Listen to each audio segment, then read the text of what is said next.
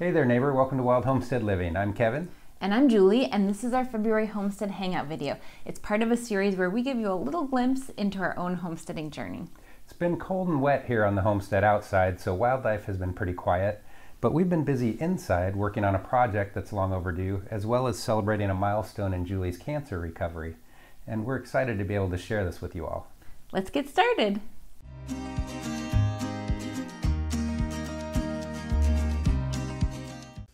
This is a very exciting moment that I wanted to make sure we got on film because it is time to take off my final surgical tape from my latest breast cancer surgery. And I'm really hoping this will be the last cancer-related surgery I will ever have for my entire life. So taking off this tape is exciting and symbolic in many ways, and I wanted to share it with you. So first I'm gonna take this off because in my last couple of surgeries I actually had to have my belly button remade, so they did some work here. So take this off the belly button, ta-da, and then we'll take off the big one. Here we go. February was our slowest month yet for wildlife viewing on the homestead. The month brought with it a mix of very cold and very rainy days, which meant the local wildlife was moving around less and spending long periods of time out of sight in whatever shelter was available. By the end of the month, the seasonal wetland in our lower woods was full. This is good news for the many amphibians that lay their eggs in these waters in the spring, but it certainly made navigating the trail through the woods a little more challenging for both us and the wild mammals in our area. We even had a couple new wetlands pop up next to our greenhouse and garden shed. These were less welcome and will be dealt with in a future homestead improvement project. Our trail camera that is situated behind the house was only triggered a few times in February, and only by black-tailed deer that were strolling past it. The cameras in the forest at the bottom of the property had a little bit more variety. Coyotes were seen quite a few times out on the perimeter of the property, mostly at night, or sometimes in the early morning before sunrise, but we did have one coyote that was moving through after the sun came up. A bobcat was the real star of the trail cam show during February, though, making regular appearances, mostly under cover of darkness. Apparently, he's using a salmonberry twig as a scent post, as he can be seen marking it in this clip. The cat has been seen on both the perimeter trail cam as well as the central trail, and in this daylight clip on the central trail, you can again see the cat stop and make a scent mark before moving on.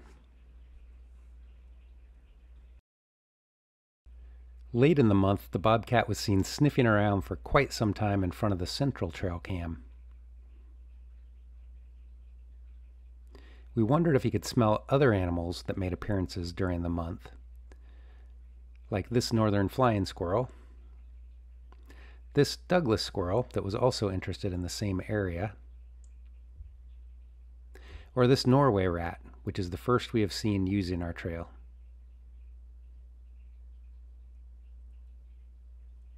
It's fascinating to get these little glimpses into the lives of the wild animals with whom we are sharing our homestead. We feel a deep sense of responsibility to do all that we can to prevent coming into conflict with them and to preserve habitat to allow them to live their full natural lives. We have a few ideas in the works to make our homestead even more welcoming to wildlife. Stay tuned in the coming months to see what we are up to. You may recall we had a setback with the exterior makeover of our house in January when heavy snow took down our new gutters. Well, Pro Roofing Northwest, the company that installed those gutters, repaired them for free in February, stating they had used screws that were too short in the initial install. Needless to say, we were impressed, and other companies could learn a lot from this display of integrity. The next step in our farmhouse transformation was to switch out the porch lights.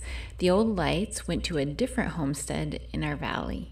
We replaced them with simple black barn lights that mimic the kind you can find on barns that have been in our region for 100 years. Inside, we finally started our guest room makeover project. You might have seen the video we made over a year ago about beginning this project. It was delayed because of my surgery and as well as having to put on a new roof and new siding, which we hadn't anticipated. We're finally coming back to this project with a little bit of a revised scope.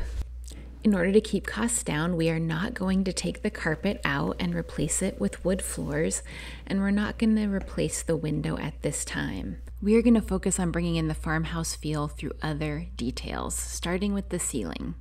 We're going to be putting on beadboard trim, a new light, and fake beams. This was a great opportunity for us to get out our power tools and practice some new skills.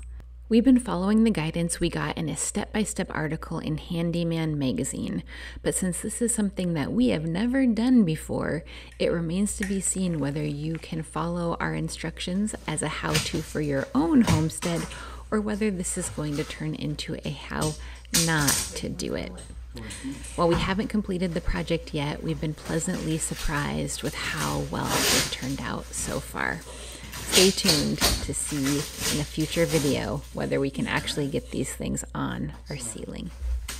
Well, there's what we've been up to on our homestead here in February. As mentioned earlier in the video, we're new to a lot of this remodeling work. So as this develops, it may end up being videos of either here's how we did it or here's how you shouldn't do it, or I guess maybe both.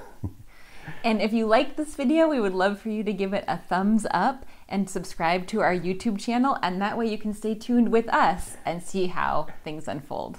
Thank you so much for joining us. We'll see you next time. Strawberries and ketchup.